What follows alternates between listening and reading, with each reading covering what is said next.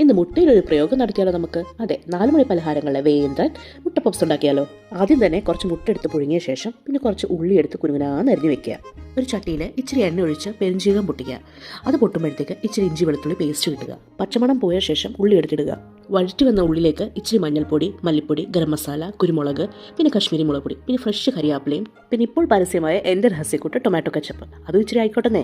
ആൽഡിയിൽ നിന്ന് മേടിച്ച് ഈ പേസ്ട്രി ഷീറ്റാട്ടോ ഞാൻ ഉപയോഗിക്കുന്നത്. ഇച്ചിരി മസാലയും കട്ട് ചെയ്ത് വെച്ച് നമ്മൾ ഈ മുട്ടയും കൂടി ഇട്ട് ഇങ്ങനെ ഇതുപോലെ അങ്ങ് ഫോൾഡ് ചെയ്ത് വെച്ചാൽ മതി. നന്നായി പ്രസ് ചെയ്ത് കൊടുക്കണം കേട്ടോ, അല്ലെങ്കിൽ ബേക്കായ ശേഷം അത് തുറന്നിരിക്കും. എന്നിട്ട് നമുക്കൊരു മുട്ടയുടെ എഗ് വാഷും കൂടി ചെയ്ത് കൊടുക്കണം.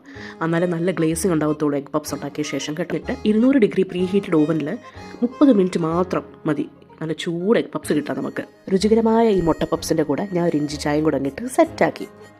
ചായയും പപ്സും എല്ലാം കഴിച്ച ശേഷം ഞങ്ങൾക്ക് നല്ലൊരു മൂവി കാണാൻ തോന്നി. അങ്ങനെ ഞങ്ങൾ മലയാളികളുടെ സ്വകാര്യ അഹങ്കാരമായ മണിച്ചിത്രത്താഴ് കണ്ടു. എത്ര കണ്ടാലും മതിയാവാത്തൊരു മൂവിയല്ലേ ഇത്.